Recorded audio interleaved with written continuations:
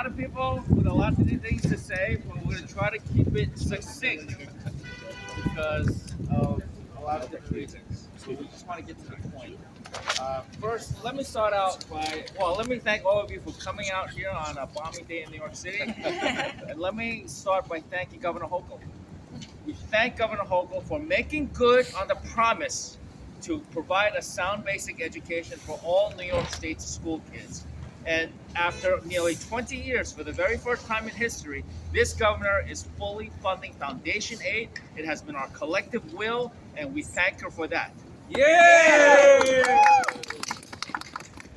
But this charter proposal has got to go. Yes. There is no reason to increase the charter cap in New York City. The charter cap was put in place a long time ago to provide some measure of so-called choice and allow the city to keep all the public schools open, which it has to do no matter what. So while the governor is giving with one hand full foundation aid, she's yanking the rug out from other kids by diverting money potentially to new charter schools. And that is not right. In fact, that ain't right. It's just dead wrong. So we call on the governor to drop that proposal because we want to keep all of our kids in public schools, make sure that they have the resources, especially in these last few years where we have seen a reduction in enrollment in public schools as well as in charter schools. Right. So let's not muddy up the waters at the worst possible point in time. Please drop the proposal for the charter increase, and thank you for the full funding of foundation aid. Let me turn to our chairperson of the Senate's Education Committee, Senator Shelley Mayer. Thank you, Senator Lou, and thank you to everyone who's here, because we are united in our commitment to every school child in New York, regardless of where they live, regardless of zip code. And the trouble with this proposal is this sends a green light to charters, not only in New York City, you have free reign to start, but all over the state, in communities like Buffalo and Albany, where they're coming close to 25% of the students' population in the schools. We need to ensure that our traditional public schools aim for the highest achievement and the highest investment. Our kids deserve that. And that is our obligation as public officials.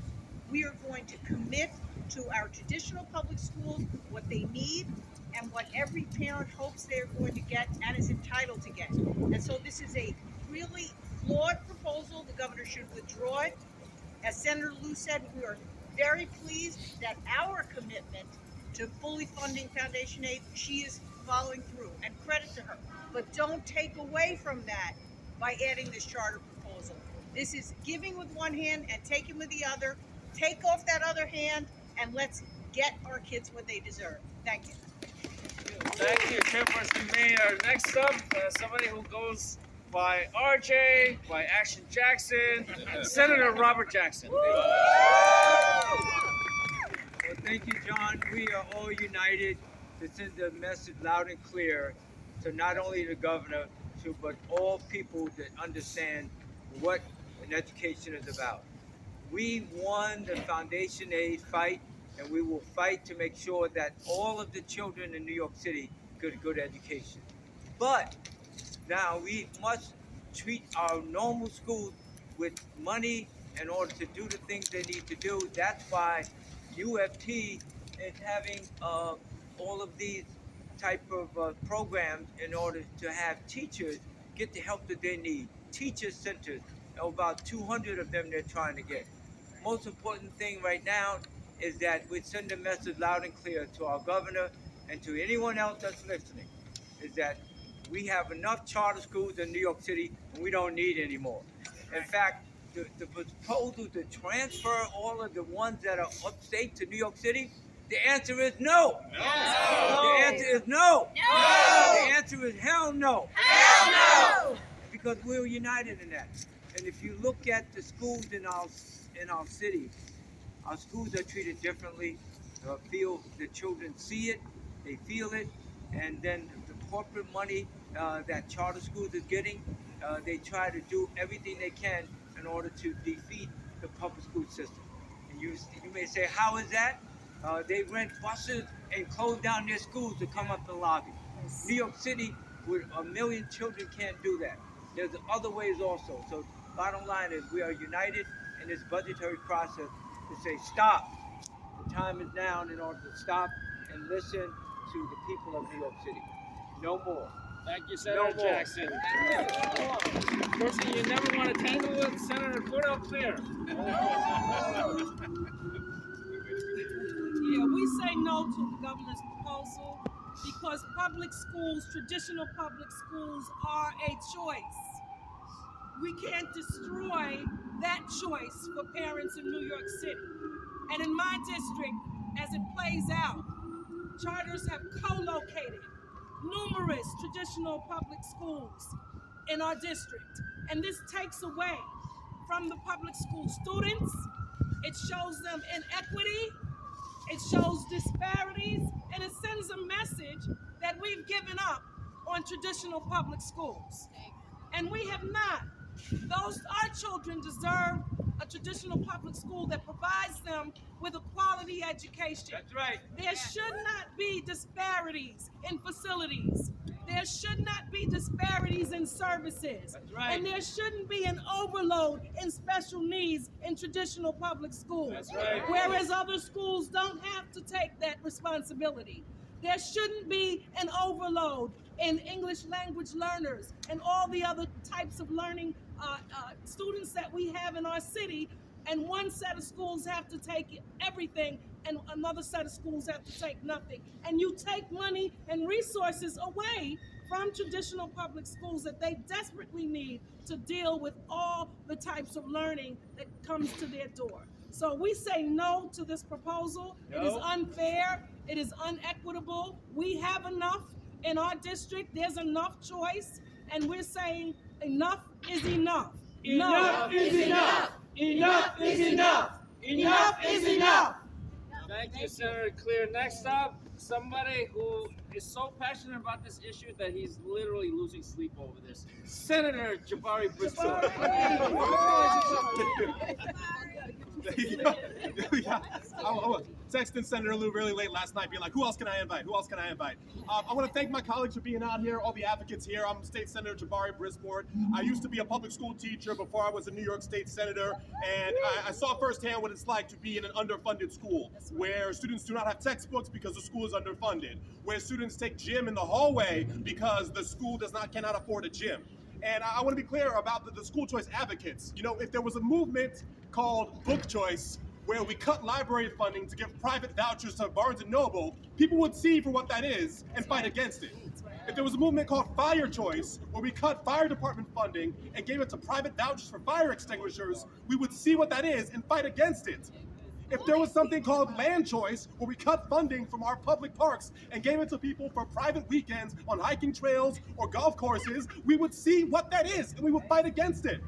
This is an attempt to dismantle our public education system, which is for all, and put it into private hands, which are for some. And we must push back against those who will disingenuously use language to undermine our public resources that are supposed to be for all of us. We urge the governor to stand with public schools and with public students and with all of us and fight against this charter proposal. Thank you. Hey, Senator Brisport. Next up is somebody who needs no introduction from me, and I won't say anything because she always leaves me speechless.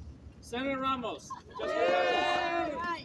Hi, everyone. I'm a public school graduate and public school mom. I have kids in the 4th and 6th grade, so this proposal and what I'm seeing in the budget is really important to me.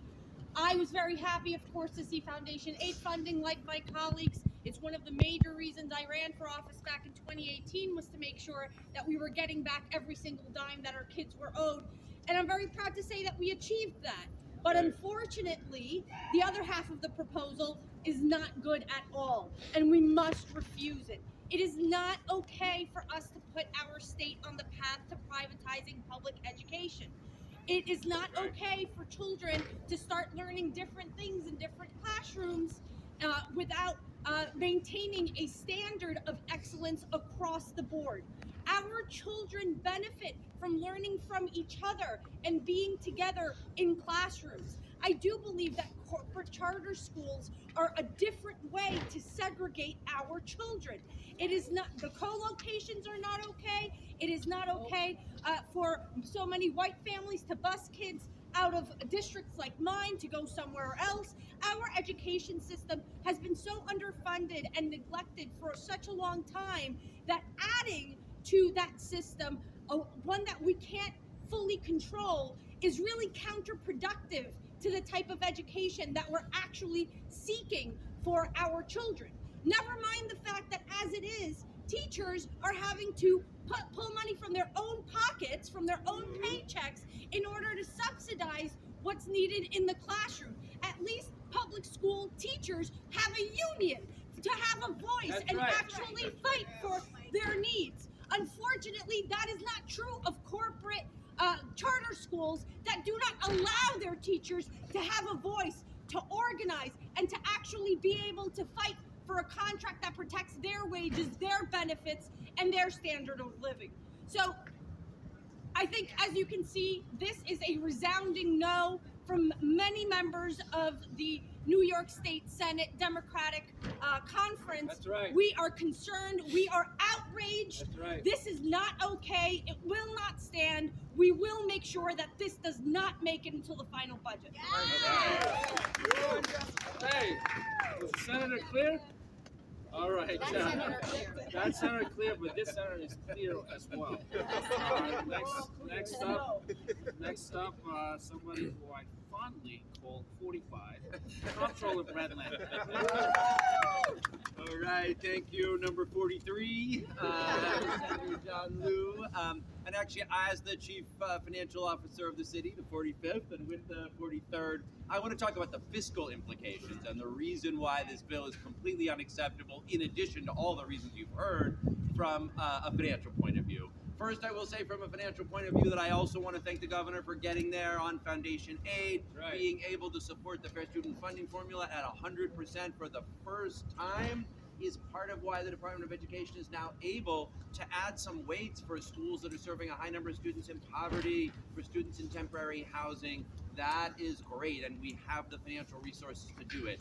But lifting the charter school cap is not only wrong for the reasons you've heard, it would be devastating for the city's budget.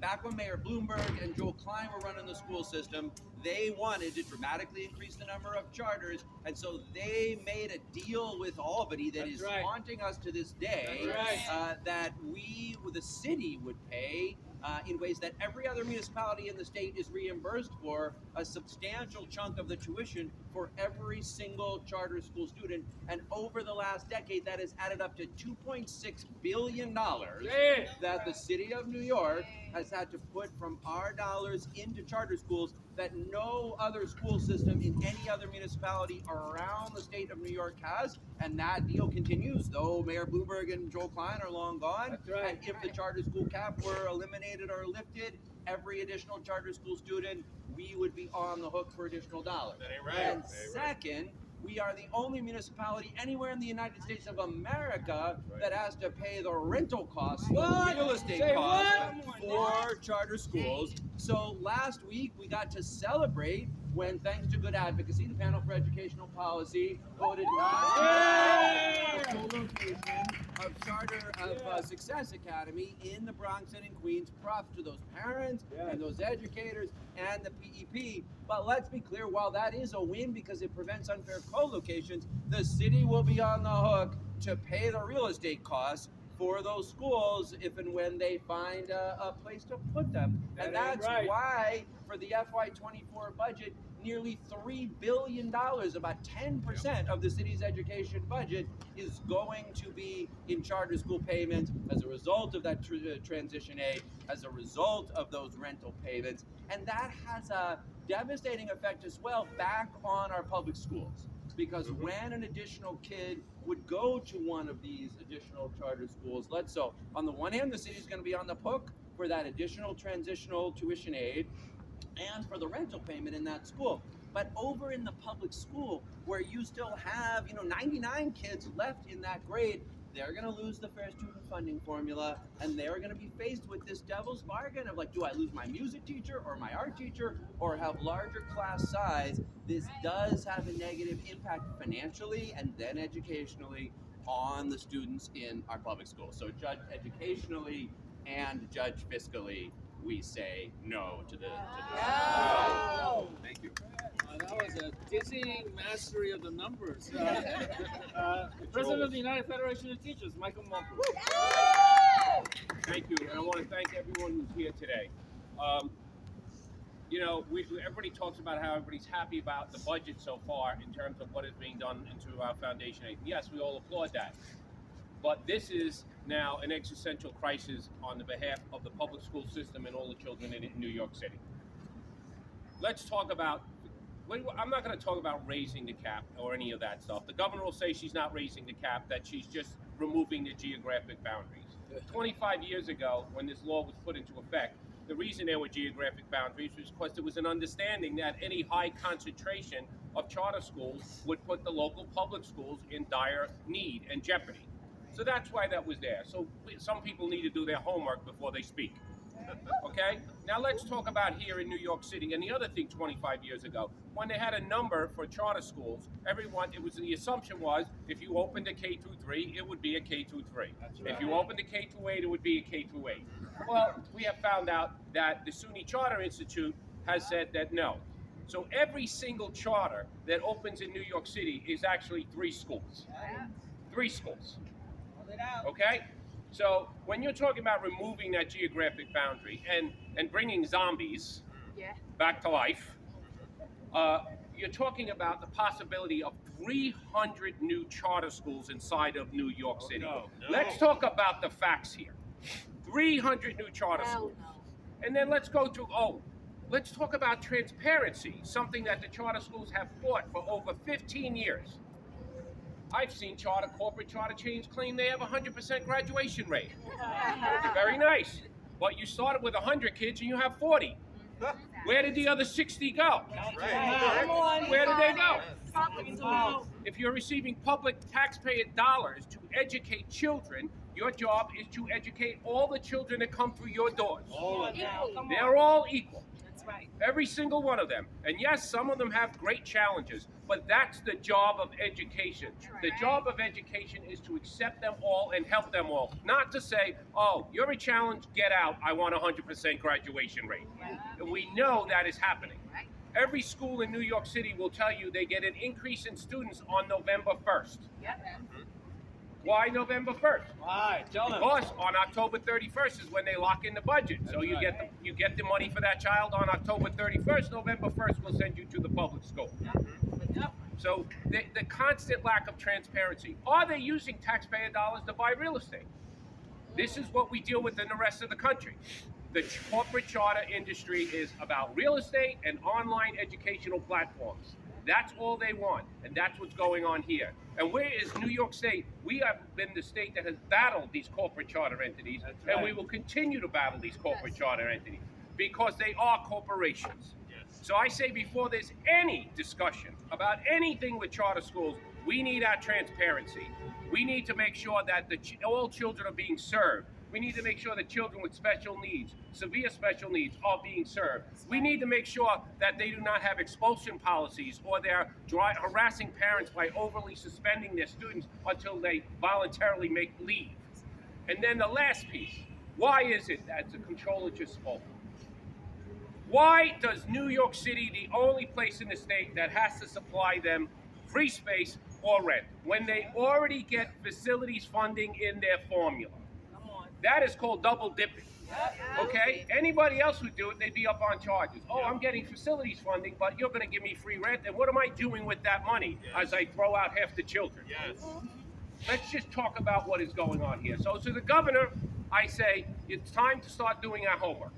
Let's talk about what's really going on here, and more importantly, we are here to serve all of the children of our city. All of them, and every single one of them is a precious opportunity, and we should all be responsible for every single child.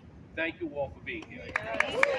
Thank you, Michael, and thanks to all of our school teachers. Next up, pizza aficionado, Al Shepard.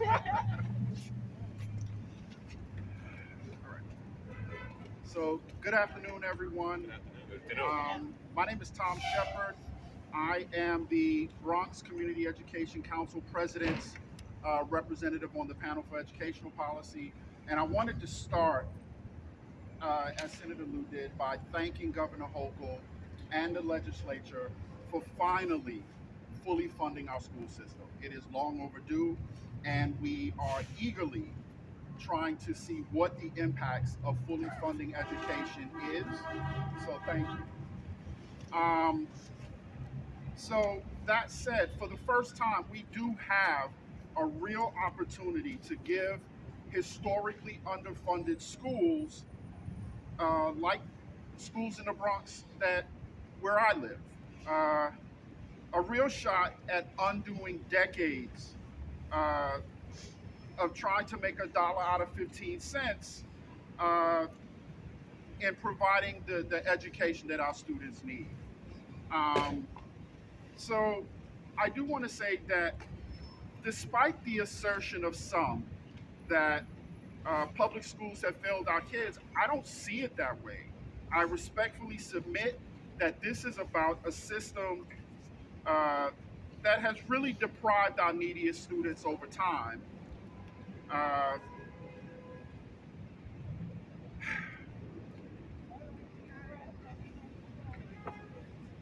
this is about a system that has deprived our neediest students, like the students in the community that I live in, right?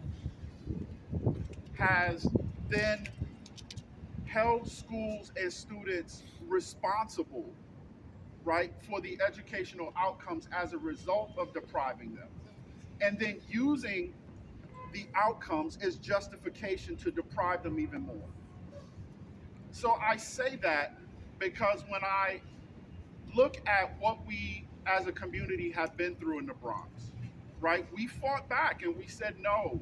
When you walk by classrooms, for example, on the 113 Richard R. Green campus, and you walk by two empty classrooms into a classroom with 36 kids in it, then you realize that this ain't about space. This is about resourcing a school in a way where you got enough teachers so that you can spread students out.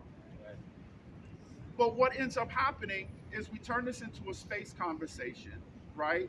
And then you have the charters in the wings saying, well, you have the space, give it to us, right? And then what happens historically, we've given them that space, and then it's put a stranglehold on our schools.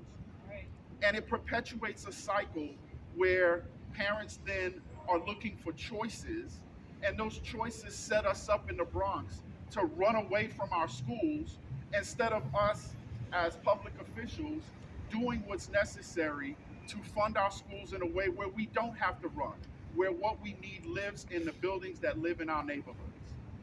So expanding these charters, getting rid of uh, or allowing these zombie charters to um, now be active again, to me is a bad idea. And it's a bad idea for all the reasons I just laid out and the reasons that many of us have already stated. So I'm going to say that thank you for holding the line and saying that this is unacceptable and you will fight it. I ask the governor to pull this proposal and do what's right by our kids, continue to fully fund our school system, and allow us the opportunity to set our schools up in a way that allows us to set our students up for success. Thank you. Yes. Thank you for your service as a PET member. We have several activists and school leaders who we're going to hear from, and they're very witty speakers. They know that brevity is the soul of wit. Camille Casaretti, the president of CEC 15. Yeah. Oh, there she is. Hi, everyone. Thank you to Senator Liu, Senator Mayer, and Senator Jackson for calling this conference, press conference. I'm Camille Casaretti. I'm the president of CEC 15 in Brooklyn, the Community Education Council. New York City has no need for a lifting of the charter cap, nor do we need a reauthorization of zombie charters. The current law already provides methods for charter schools to expand. Most people don't know that there's a difference between a charter and a charter school. Do you? A simple way to understand that what a charter is it is like a contract that allows someone to open a school with a maximum number of seats. That contract, though, can expand and contract as the applicant sees fit and throughout the lifetime of that contract. Most charter contracts start small, but then expand over time. So a charter contract that was approved for a single 300-seat school can easily over time become 3 schools with upwards of 3,000 students, 10 times what was initially approved. It's basically guaranteed that with one charter, you can have 3 schools. And so the law, nothing is changing in that law. That is what we have on the table right now. New York City has its full share of both charters and charter schools. There are 85 unwanted and unused charters still available to the New York State region, but New York State families don't want more charters or charter schools. Otherwise, they would have been used. With New York City oversaturated, the regional boundaries must not be removed. In fact, the existing charters that are not needed in New York State, which have been sitting idle for some time, those charters should be removed from the law altogether, not transferred to New York City. I thank you all, and Senator Liu. Thank you, Camille. Next up, we have Shirley Open, the co-president of the Queens High School president. Yeah. Good afternoon, everyone. I am not going to be redundant. My name is Shirley Oben. I'm here as co-president of Queens High School President's Council with Barbara Williams. I'm also the co-chair of the Chancellor's Parent Advisory Council with Brandy Craig. We keep throwing out this word, equity. It needs to be equitable. What does that mean? That means that any resources, money, opportunities, high-quality education must be distributed, provided, supported to all of our children, not some. So raising the cap will do that. It will make it unequitable and fair. It will also affect their social and mental well-being, which we are here to support as well. I'm going to wrap this up. We need to continue to make education policy decisions that will be equitable for all, because we want to remove the label as New York State being the most segregated education system in the country. As New Yorkers, we don't want that title. We want everything for our children. So that's all I have to say. So we oppose raising the caps, because that's what we do. Make it segregation even more and inequitable for all our children. Thank you so much. Thank you. Next up, Nathita Lewis and Shaliza Dean from CEC 28. 28. Right. Good afternoon, everyone. My name is Natifa Lewis. I am a CEC 28 member. I am a Queens resident, Manhattan worker. I studied in White Plains, and I used to live in Brooklyn. So I'm not as tied into Staten Island and the Bronx. But I oppose, as does my CEC and most of my community, the raising of this child. While I was in some of the classrooms, I get it. The conversation happens among a lot of six-figure colleagues and so forth about the failures sometimes of New York City education. But where else in this country, and probably in the world, do we have 1.1 million students in one school district? Nowhere else but in New York City. The charter cap, why? When New York State is so big, New York City is not the biggest part of the state, but we have the largest concentration already. When removing the cap, where are we going to put these students? Why do they want to come into New York City? Because they want to tap into that 1.1 students that the public schools are putting in. As I said, I sat in classrooms in White Plains. I was studying education and leadership, and many of my colleagues were working in Eastchester and many of these other school districts. And when they talked about the things that were publicly funded for their school districts, the teachers who were from New York City were, that's nice. Okay, and when we're paying $4 billion to the charter schools, it continues to be that's nice, or even gets worse. So, does that actually happen? So we need to really, really rethink this. The charter cap was there for a reason because there were already too many. Raising it just makes it one of the worst experiences for the largest school district in not just New York, not just the country, but possibly parts of New York. Thank you. Next, we'll hear from just a couple more. Antonio Ferraro from CEC 15. Thank you so much. It warms my heart to see you all out here fighting school privatization in the cold. I thank the governor for fully funding foundation aid, but this proposal to lift the cap feels like she's leaving New York City students out in the cold. More charters drops a fiscal bomb on both existing charters and traditional public schools. We all compete for the same funds. As the parent of a child in a school building co-located with a charter and 2 other schools, I want to tell you a dirty little secret. Some of these charters are accepting students who don't reside within the 5 boroughs.